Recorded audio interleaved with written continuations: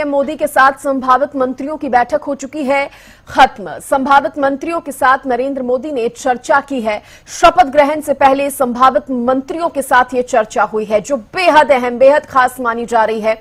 इसमें हरियाणा के 3 सांसद भी मौजूद रहे थे। चर्चा में हरियाणा के 3 सांसद भी शामिल हुए थे, जिनमें मनोहर लाल, राव इंद्रजीत सिंह और कृष्णपाल गुर्जर का नाम है। और ये तस्वीरें आप देख रहे हैं, शिवराज सिंह चौहान, राजनाथ सिंह, अमित शाह, सबको आप तस्वीरों में देख रहे हैं, क्योंकि आज पीएम पद की शपथ जो है नरेंद्र मोदी लेने जा रहे हैं। और उससे पहले चाय पर चर्चा जो है वो नरेंद्र मोदी ने की है। और इसमें संभावित मंत्रियों की ये बैठक जो है वो मानी जा रही है। और खासतौर पर अगर हरियाणा के लिहाज से देखा जाए तो संभावित मंत्रियों जिनके साथ चर्चा हुई है उनमें हरियाणा के 3 सांसद भी मौजूद थे। मनोहर लाल, राव इंद्रजीत सिंह और कृष्णपाल गुर्जर। माना जा रहा है कि इन्हें भी कैबिनेट में जगह मिलेगी, मंत्री बनाया जा सकता है, ऐसी जानकारी जो है वो उठ रही है। आपको बता दें, पुख्ता सूत्रों के हवाले से ये जानकारी सामने आई जब कहा गया है कि केंद्रीय मंत्रिमंडल में हरियाणा से भी 3 सांसद जो हैं वो शामिल होंगे, जिसमें करनाल से सांसद मनोहर लाल, गुड़गांव से सांसद राव इंद्रजीत सिंह और फरीदाबाद से सांसद कृष्णपाल गुर्जर का नाम सामने आ रहा है।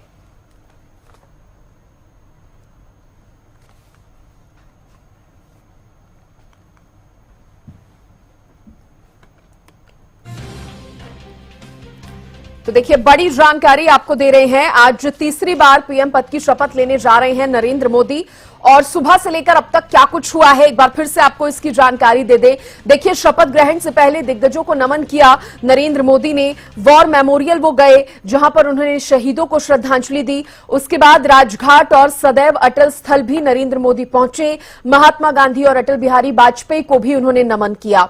राष्ट्रपति भवन में विशेष तैयारियां जो हैं की गई हैं। आज तीसरी बार पीएम पद की शपथ नरेंद्र मोदी लेने जा रहे हैं।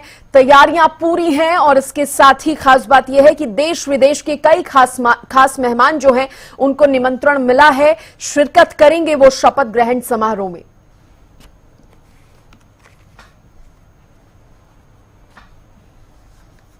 देखिए, इसी से जुड़ी एक और बड़ी खबर सामने आ रही है। सीधे रुक कर रहे हैं खबर की ओर। बता दें आपको कि केंद्रीय मंत्रिमंडल में हरियाणा से 3 सांसद शामिल होंगे, और जैसा कि हमने आपको बताया, करनाल से सांसद मनोहर लाल का नाम इसमें है। गुड़गांव से सांसद राव इंद्रजीत सिंह बनेंगे केंद्रीय मंत्री, और फरीदाबाद से सांसद कृष्णपाल गुर्जर भी बनेंगे केंद्रीय मंत्री। क्योंकि जिस तरह चाय पर जब चर्चा नरेंद्र मोदी ने की, तो इन 3 सांसदों को भी न्योता मिला, इनसे भी चर्चा हुई है। और इसीलिए कहा जा रहा है, पुख्ता सूत्रों के हवाले से यह जानकारी सामने आ रही है कि केंद्रीय मंत्रिमंडल में हरियाणा के भी 3 सांसद शामिल होंगे। और एक बार फिर से ये नाम आपको बता दें, करनाल से सांसद मनोहर लाल का नाम है, गुड़गांव से सांसद राव इंद्रजीत सिंह का इसमें नाम आ रहा है, और फरीदाबाद से सांसद कृष्णपाल गुर्जर का नाम भी सामने आ रहा है। देखिए, मनोहर लाल जिस तरह से उन्होंने सीएम पद जब छोड़ा था, फिर नए मुख्यमंत्री हरियाणा के नायब सैनी बने थे, तभी से माना जा रहा था कि मनोहर लाल को केंद्र में कोई खास जगह मिल सकती है। बात राव इंद्रजीत सिंह की करें, गुड़गांव से उन्होंने लगातार जीत हासिल की है, और इस बार भी वो सांसद बने हैं। जनता ने एक बार फिर से राव इंद्रजीत सिंह को जिताया, और उसके बाद से ये अटकलें लगाई जा रही थी। हालांकि राव इंद्रजीत की अपनी कुछ अलग भी महत्वाकांक्षाएं हैं, सीएम पद को लेकर भी कई बार वो बयान दे चुके हैं, तो ऐसा माना जा रहा था कैबिनेट में जगह मिलेगी। और फरीदाबाद से सांसद कृष्णपाल गुर्जर का भी इसमें नाम जो है वो सामने आ रहा है, और बेहद ही पुख्ता सूत्रों के हवाले से ये जो जानकारी है वो सामने आ रही है। सुबह से ही हरियाणा न्यूज पर आप पल पल की अपडेट देख रहे हैं, और चर्चा भी लगातार हम अपने खास मेहमानों से, अपने रिपोर्टर से कर रहे हैं। और देखिए, इसी पर ज्यादा बातचीत करने के लिए हरियाणा न्यूज के पॉलिटिकल एडिटर अमित तिवारी मेरे साथ जुड़ गए हैं, और मेरी सहयोगी अपराजिता श्री भी मेरे साथ जुड़ गई हैं। सीधे रुक करते हैं। सबसे पहले अमित, मैं आपसे ही जानना चाहूंगी, क्योंकि पुख्ता सूत्रों के हवाले से बेहद अहम ये खबर आई है। जिस तरह से अभी चाय पर चर्चा हुई थी, उसमें भी निमंत्रण जो है तीनों सांसदों को मिला था। मनोहर लाल, राव इंद्रजीत सिंह और कृष्णपाल गुर्जर का ये जो नाम सामने आ रहा है, क्या माना जाए, मंत्रिमंडल में इन्हें जगह मिलने जा रही है? जी निश्चित रूप से सृष्टि, देखिए हरियाणा के लिए यह बड़ी बात है कि हरियाणा में भले ही भारतीय जनता पार्टी के 5 सांसद लोकसभा में चुनकर गए हैं, उनमें से 3 का नाम जो है वो केंद्रीय कैबिनेट में शामिल किया जा रहा है। और अगर पिछली बार की देखें जो मोदी पार्ट 2 में, उस समय 2 ही मंत्री शामिल थे और राव इंद्रजीत थे और साथ साथ कृष्णपाल गुर्जर थे। इस बार इन दोनों का नाम फिर से आ रहा है सामने, जो और साथ साथ करनाल से सांसद चुने गए हैं पूर्व मुख्यमंत्री मनोहर लाल, उनका नाम भी आया है, क्योंकि तीनों ही लोग जो है वो चाय पर चर्चा कार्यक्रम में शामिल रहे प्रधानमंत्री के आवास पर। तो जैसा कि एक परिपाटी चलाई है प्रधानमंत्री ने कि जब केंद्रीय कैबिनेट का जब शपथ ग्रहण होता है उससे ठीक पहले वे चाय पे चर्चा करते हैं तमाम सहयोगियों के साथ और उन्हें ही फोन कॉल्स जाते हैं। तो ऐसे में 3 जो हरियाणा से चेहरों का इस चाय की चर्चा में शामिल होना, और उसके बाद मुख्यमंत्री पूर्व मुख्यमंत्री मनोहर लाल ने बयान भी जारी किया कि तीनों ही लोग शामिल थे और संभवतः तीनों का ही नाम जो है वो कैबिनेट सहयोगियों में शामिल हो रहा है। तो ऐसे में एक बड़ी बात हरियाणा के लिए, देखिए हरियाणा के लिए आज से इसलिए महत्वपूर्ण है क्योंकि हरियाणा में अब से 4 महीने बाद ही विधानसभा चुनाव होने हैं। तो ऐसे में हरियाणा के मामले में कहीं भी बीजेपी भी चूक नहीं करना चाहेगी।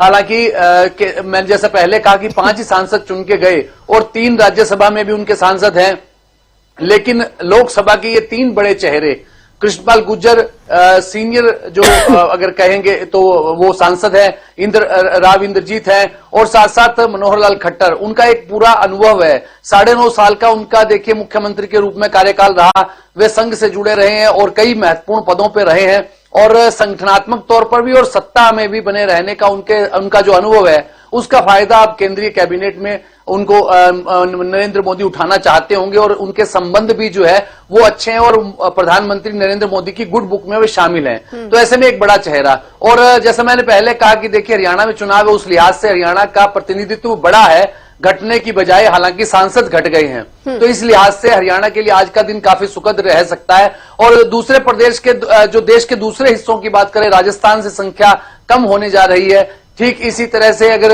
उत्तर प्रदेश से इस बार संख्या कम देखने को मिलेगी केंद्रीय कैबिनेट में, क्योंकि देखिए इस बार का जो कैबिनेट है उसका पूरा ही स्वरूप बदला हुआ नजर आ सकता है। उसका कारण है कि जो भारतीय जनता पार्टी पूर्ण बहुमत से सत्ता में नहीं आई है, सहयोगियों को साथ लेकर चलना है, जिनमें टीडीपी है और साथ साथ जेडीयू है और लोक जनशक्ति पार्टी है। इस तरह से चलिए पूर्ण बहुमत था तो फैसला एक लेने में थोड़ा कहा जा सकता है कि मजबूती थी, लेकिन अब सिनेरियो अलग है, सिचुएशन अलग है, टीडीपी भी है, जेडीयू भी है, तो उन सबके साथ सामंजस्य बिठा के चलना है। अब अमित, यहां पर बात यह भी होती है कि जो अन्य सहयोगी दल हैं, जो घटक दल हैं एनडीए के, उनके साथ तालमेल बिठाकर चलना ये क्या मुश्किल रहा था या अभी भी कुछ मुश्किलें आ रही हैं? क्योंकि लगातार इससे जुड़ी इस तरह की खबरें जो हैं वो लगातार सामने भी आ रही हैं।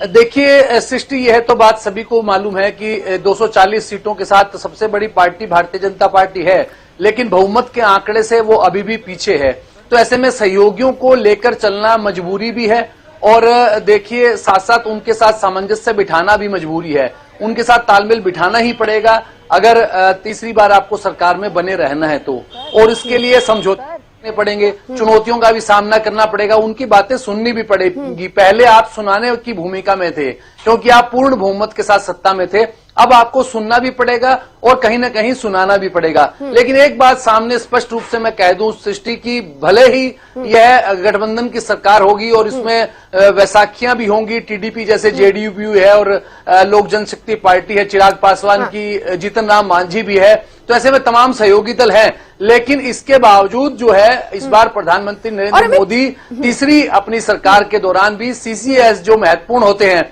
जिनमें वित्त मंत्रालय है, गृह मंत्रालय है, साथ साथ विदेश मंत्रालय, रक्षा मंत्रालय, इन सब की बड़ी भूमिका होती है। ये चारों ही मंत्रालय जो है वे भारतीय जनता पार्टी के अपने नेताओं के पास ही रखेंगे। जी सृष्टि। अमित, ये भी बताइए, क्योंकि जो फॉर्मूला तय होने की बात सामने आई थी वो कुछ इस तरह का बताया जा रहा था कि 5 सांसदों पर 1 मंत्री पद जो है वो मिलेगा, मतलब अगर मैं घटक दलों सहयोगियों की बात करूं तो। जी देखिए, अभी जो सूत्रों से जानकारी मिल रही है सृष्टि, इसमें टीडीपी को 1+1 दिया गया है, यानी कि एक कैबिनेट मंत्री प्लस एक राज्य मंत्री। तो इसी तरह से जेडीयू के साथ भी यही हो रहा है। उनके जो लल्लन सिंह है उन्हें कैबिनेट मंत्री बनाया जा रहा है, जो सूत्रों से जानकारी आ रही है। और जो रामनाथ ठाकुर हैं उन्हें एमओएस मिल रहा है, यानी कि वे राज्य मंत्री के रूप में शामिल किए जा रहे हैं। और देखिए, जेडीयू का भले ही वे जेडीयू से जुड़े हुए हैं, लेकिन कर्पूरी ठाकुर के वे वारिस हैं, उनके पुत्र हैं, और एक बड़ा कद उनका जो है वो ओबीसी समुदाय में है। और देखिए, इसी को ही साधते हुए ही कर्पूरी ठाकुर को भारत रत्न दिया गया था।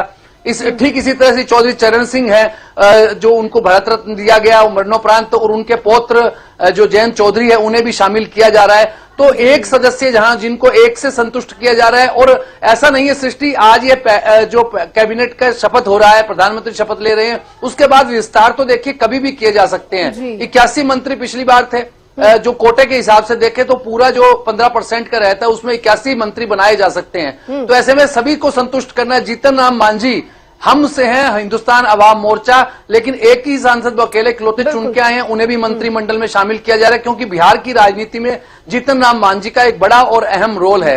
इसी तरह से जेडीयू के साथ अगली बार बिहार में 2025 में जब चुनाव होगा, मिलकर चुनाव लड़ना है एनडीए ने, तो वहां से भी उन्हें शामिल किया जा रहा है, संतुष्ट किया जा रहा है। हमारी सहयोगी अपराजिता भी लगातार बनी हुई है, उनसे भी थोड़ा अपडेट जानकारी ले लेते हैं। अपराजिता, फिलहाल क्या अपडेट है? दिल्ली से लगातार आप नजर बनाए हुए हैं।